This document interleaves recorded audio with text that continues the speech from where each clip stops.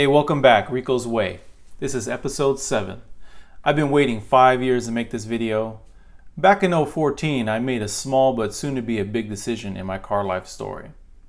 At that time, I owned an R35 GTR, a car I enjoyed very much with all the bolt-ons, E85, and full Amuse kit. Still, it wasn't something I wanted to drive every day. Second, I had come to a stopping point of investing into the car, and I had considered the 1000 horsepower upgrade, and at the time it was going to be about 40 grand. I didn't see the gains of doing that. I would never get it back, and I didn't feel that 1000 horsepower was going to open any new doors for me that the current state of the car had already opened. So I came to the conclusion that I needed to build another car and leave the GTR as is. With the release of the FRS, I was definitely paying attention and had interest in building one. I even went to the dealer to make a purchase. The problem was no supply and high demand. My purchasing style is, if I want it now, I want it now. And if I can't have it, forget it. So my FRS plans ended. But Rocketbunny didn't stop. Then came along the article in Speed Hunters, Suichi Shan's Blue 180 SX rocking the V2 kit. It was the most raw style car I've seen come out of Japan since RWB. It was low, had the big wheels, had the badass kit, drift car. It just had so many things going on. It drew me in every time I looked at it. Shortly after, the new kit became available in the US.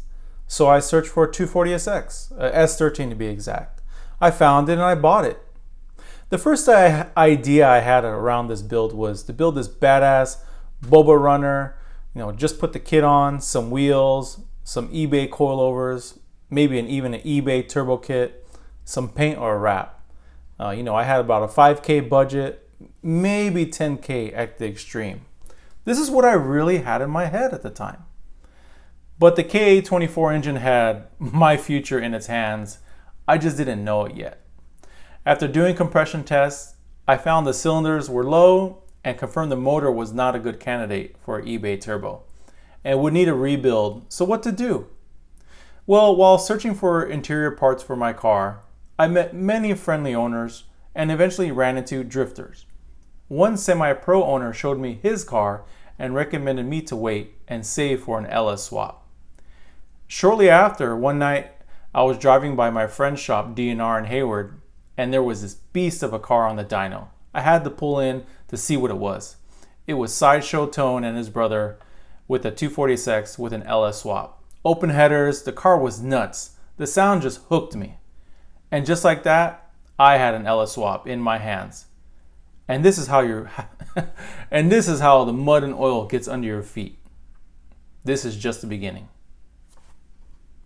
So first I took the LS motor to a friend of a friend who said they were capable, but they weren't, to do the rebuild.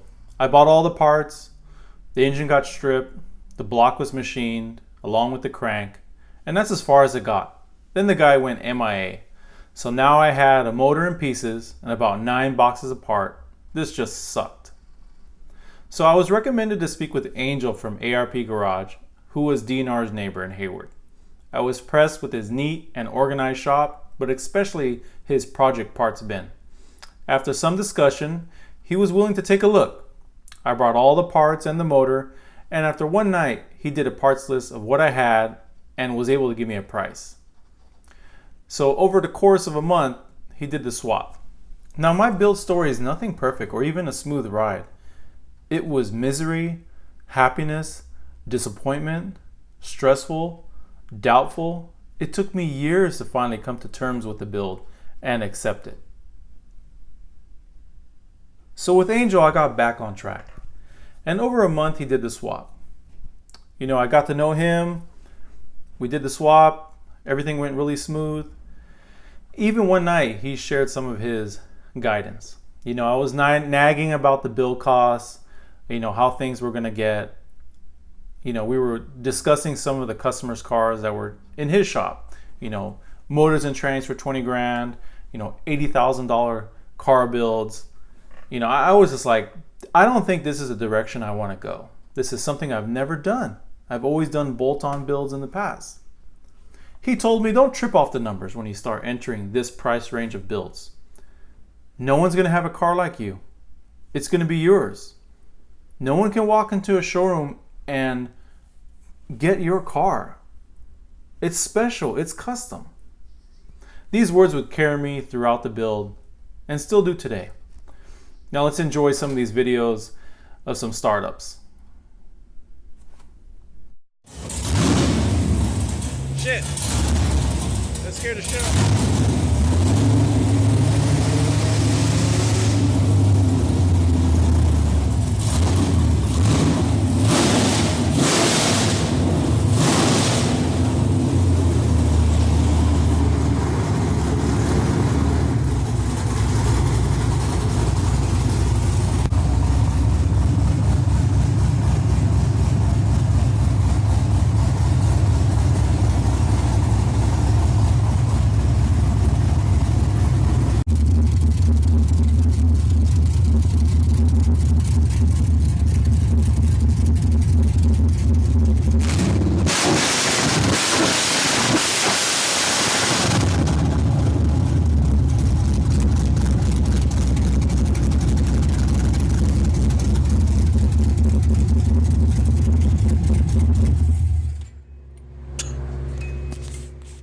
With the engine part of the build complete, I wanted a center exit exhaust, and also the topic of a roll cage started to float around.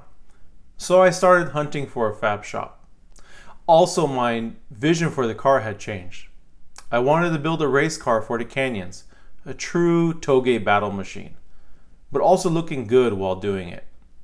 After speaking with 5 shops in the Bay Area, I landed at Marcus Fry Racing in Redwood City. What clicked with me and him is that we both love the same roads and pastimes in the canyons. I told him I don't ever want to die on Highway 9 if I ever go off the road. And this is where I got settled in, and I had no idea of what was coming or how long the ride was going to be at his shop. We started out with a short order, cage and a fuel cell. I showed him the blue 180SX from Japan as a background for my vision for the car. The roll cage came first. I requested gussets on the A-pillars, and I got inspiration from an NSX race car in Japan for the second bar on the A-pillar. Afterwards, the red ARP fuel cell then came in. Once that was done, we moved on to the exhaust. We made that signature rear end of the car, which is a combination of a true dual 3-inch exhaust with 4 exits. The centers are muffled and the outer exits are for the cutouts. Take a look at these videos from some fire-ups.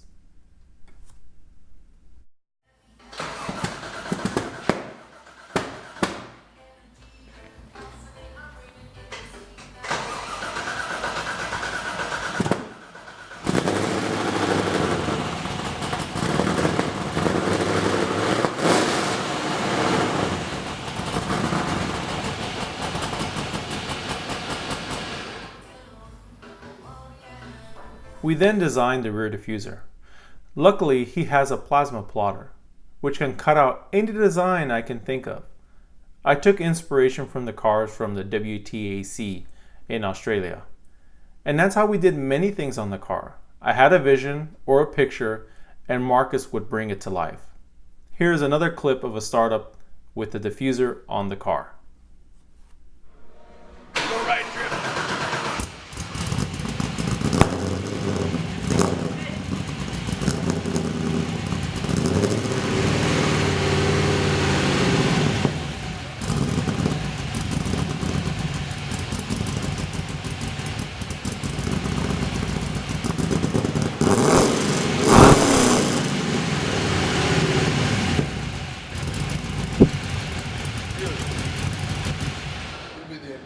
Yeah, for sure. Nobody's gonna fucking want to come up on you now. Alright, there you go.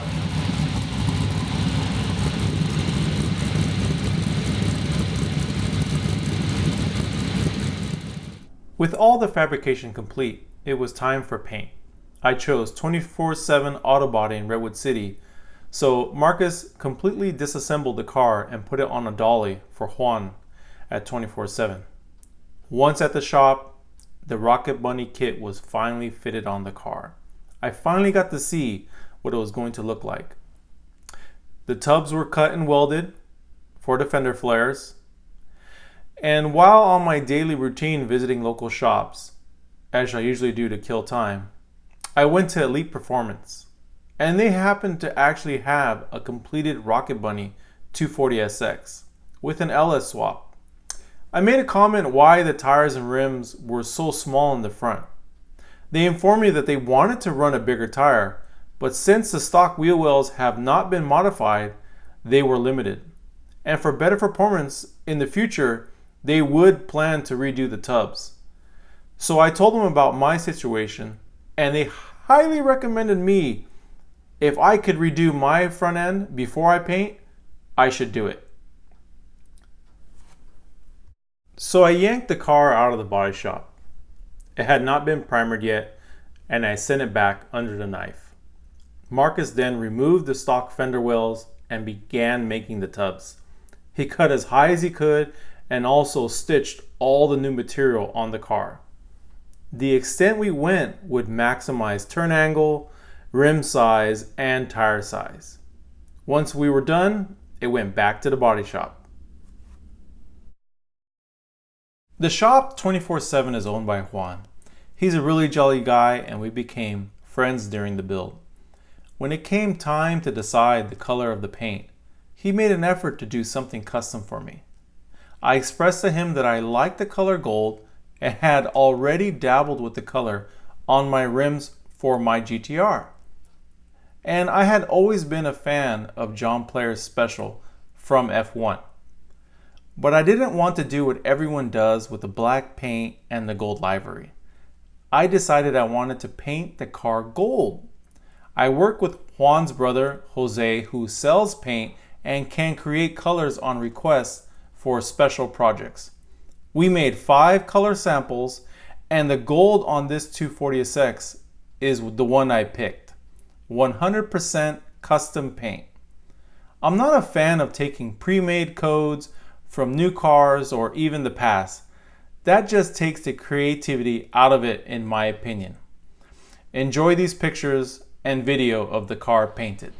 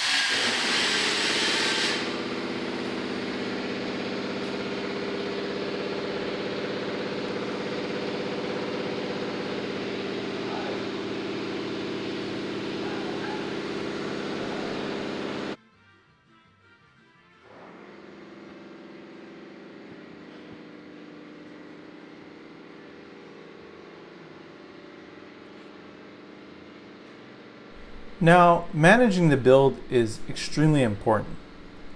And I mind you that getting the car from start to finish is not the responsibility of the shop. Or how could I say, don't rely on the shop. Don't think that you just hand them your keys, give them your money, and you could show up a year or 2 years later and say, yeah, the car is done. That's not the reality. You are everything. You are the money. You are the motivator. You are the parts supplier. You are the visionaire. It's all on you. You have to become so involved to actually end up with a final product. People who do not get involved are all the stories you hear of incomplete builds and dreams crushed. They just give up.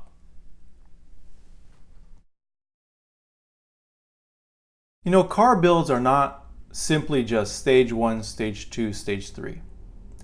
And you cannot show up to stage 4 and say, okay, are all the materials here? No, they're not. Things take time to be made, especially custom items.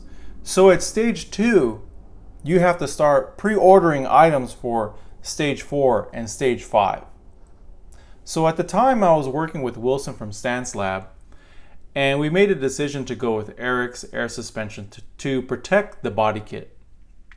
And then there came the topic of wheels. I was planning on going with JDM brand, work wheels or Volks, but he told me if you want to show you are doing good in life, the brand to go with is HREs. So I decided on the classic 505s from the vintage collection. The sizes are 19 by 10.5 in the front and 19 by 12 in the rear. So at this point, the build had clearly developed into this no limits budget build. So all new PBM suspension arms and knuckles, etc., everything they have was bought.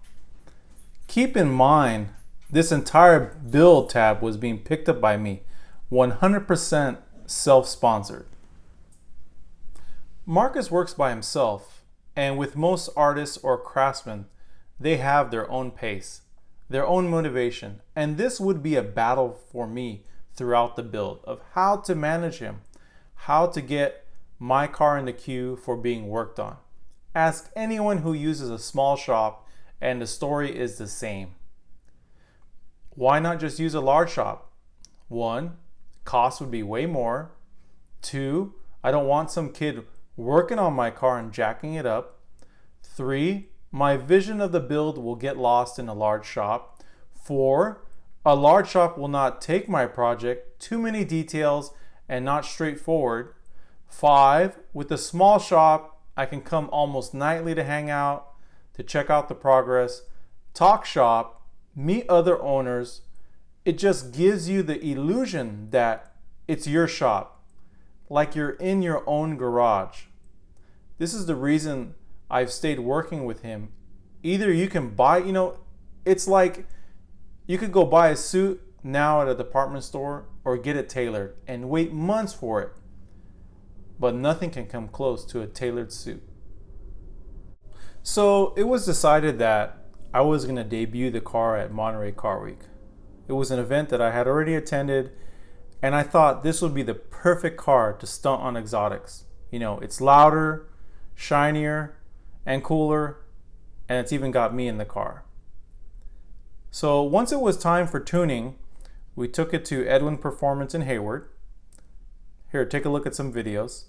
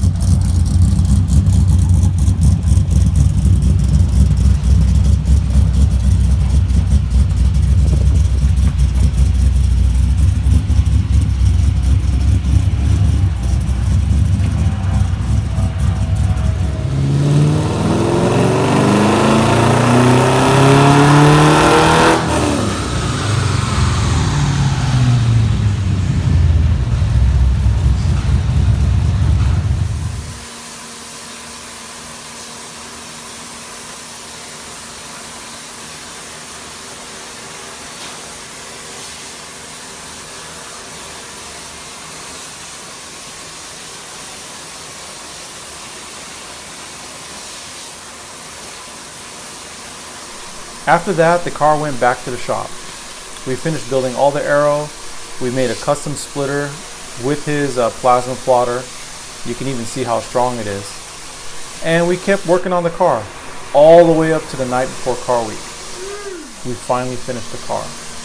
After a burnout in the shop, of course.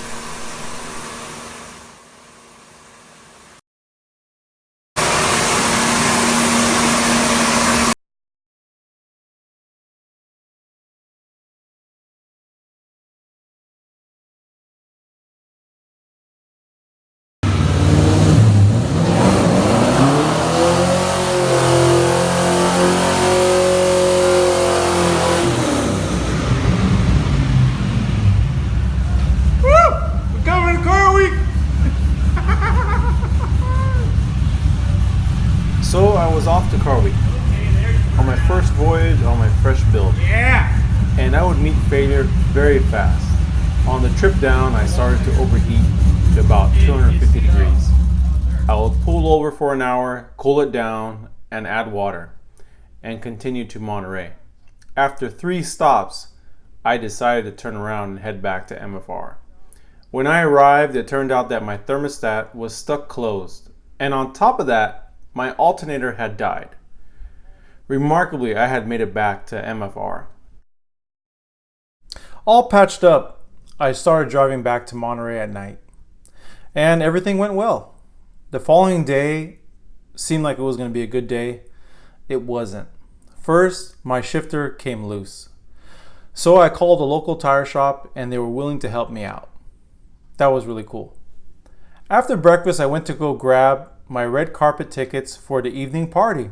You know, I had a whole plan of pulling up to the red carpet in my 240 and just killing it. So after getting my tickets and now being in the middle of the day, I saw the temperatures going up again. So I first went to go get a new radiator cap at the local O'Reilly's in Seaside, California, to see if it would help get the water from the reservoir. It didn't work. I went back to O'Reilly's and used it as my home base as I tried to figure this thing out. When I was in the parking lot, a young S14 owner approached me and I shared my situation. He offered to help. I drove to his nearby place and we found the new thermostat was stuck closed. So we removed it completely. We tested the car. I did a few high-speed passes. Temp was good. I grabbed his info and I was off. Only to make it a few blocks. I was trying to cross a major intersection in town and the car died. Fuel starvation. The car wouldn't start. It was dead. A few guys yelled out to me, "You need help!" They came to my aid and pushed me to safety. Turns out, one of them I knew from a previous year at Car Week. Also, they knew the young S14 owner that had helped me. I called him and told him what happened. He came over. They helped me call a tow truck. We went across the street to Buffalo Wild Wings. I ordered a round of beer for the people that helped me push the car and the young guy. And we drank to car builds and the misery they bring. That night, when I was all alone in my house in 17 Mile Drive, I was just defeated. I had done everything I thought I should have done. I live a positive life, do good to others. Why is this happening to me? The car just sat in front of my house. I was missing the party. I had no ride. I had no car. I just fell apart. You know, my wife consoled me, told me I can rebuild it, make it good again. You know, it was the worst night. But that night, my friend Norman came. He picked me up and we went to the party. I drank and I talked the night away of my car build story. Now, the people at this party have tons of car builds under their belts. Everyone told me, don't let it kill you. Come back next year. Don't sweat it. And you know, I didn't come back next year, but after 2 years, I returned with this car. Okay, I'm finally on my way down. I decided to bring the race car. I'll see you guys out there. Peace. Car Week. And return I did. I returned to Monterey Car Week. I parked the car on the red carpet on Ocean Avenue, parked with all the big boys. The car had great reception, lots of positive comments, pictures, attention. I was extremely happy that day. You know, the 5 years had all disappeared, all the misery, all the bad times, they just fell away. And that's what car build is all about. So after this is why I finally decided, hey, now is the right time to make a video of the car, because I finally finished the build. But it's not done. And just like I told you, I wanted to be honest with you guys. The car is not perfect. The motor burns oil. The motor vibrates. Needs a new motor. We got a new LS3 built 650 horsepower motor ready to go in the car now. I also want to upgrade the air suspension. Also, I want to be able to drive the car at a much lower height. Also, another gremlin of the car is the stock wiring harness. I want to completely rewire the car. Also, I want to completely shave the engine bay. So in 2 more years, I'll be back at Car Week with a new look. And this is what it's all about. The more you build, the more attention you give to the car, the more you fall in love with the car. You know, there's no such thing as love without good and bad times. And the car build process is just the same. As much as when it gets bad, you want to put it away. I don't want to look at you. I don't want to talk to you. And then you feel bad and you come back to it. And when you come back to it, you come back to it with a clearer head, new ideas, new ways to attack the challenges, and then you accomplish your goals. And I believe that is the Rico's way, is that have a vision, have a plan, meet the challenges, accomplish them, and have an end product. Have a finished build to display of who you are. And I think that is the true Rico's way, the Rico style, that you can't go to the store and buy this. This took blood, sweat, and tears. This took money. This took commitment. This took whatever time I could put aside from my work and my family, I gave to this car. I gave to this project. This is how much I love cars. This is how much I'm dedicated to this. And that's what your car should say about you if you love this genre as much as I do. So guys, this has been the Rico's Way. I appreciate you guys watching. I appreciate your support. Peace.